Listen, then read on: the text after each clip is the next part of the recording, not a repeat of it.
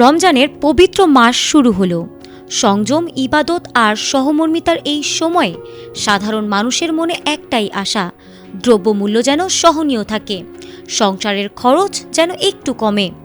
বিশেষ করে স্বল্প আয়ের মানুষের জন্য এই সময়টা আরও বেশি চ্যালেঞ্জের, কারণ নিত্য প্রয়োজনীয় জিনিসের দাম বাড়লেই তাদের জীবনে চাপ পড়ে দ্বিগুণ।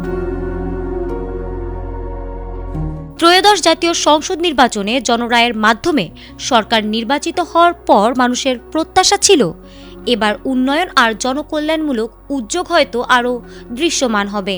সেই প্রত্যাশার ধারাবাহিকতায় এবার রমজানের স্বল্প আয়ের মানুষের জন্য যেন প্রধানমন্ত্রী নিলেন এক বিশেষ উদ্যোগ।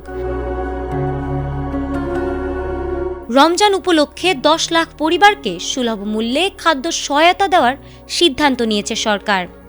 রমজানের স্বল্প আয়ের মানুষের জন্য দুধ, ডিম ও মাংস বিক্রির বিশেষ কর্মসূচি শুরু করেছে সরকার। আর সরকারি এই সিদ্ধান্তকে কেন্দ্র করে রাজনৈতিক অঙ্গনে নতুন করে আলোচনা সমালোচনার ঝড় উঠেছে। সাধারণ মানুষকে সুলভ মূল্যে প্রোটিনের চাহিদা পূরণের আওতায় নিয়ে আসার জন্যই এই উদ্যোগ নিয়েছে সরকার।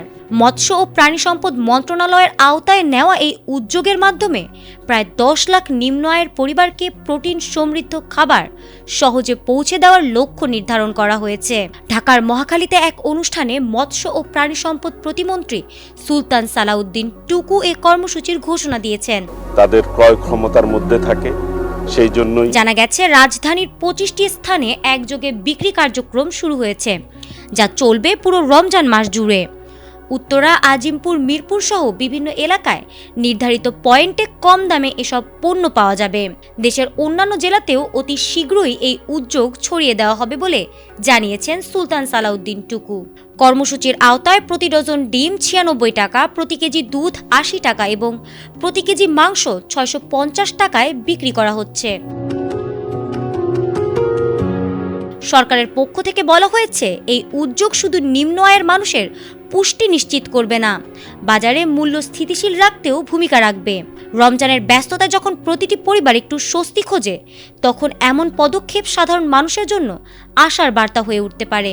জনরায়ের সরকার হিসেবে মানুষের পাশে দাঁড়ানোর এই প্রয়াস রমজানের দিনে সহমর্মিতার চেতনাকেই আরও শক্তিশালী করবে বলে মনে করছেন বিশ্লেষকরা। ফারহানা হক, ATN বাংলা।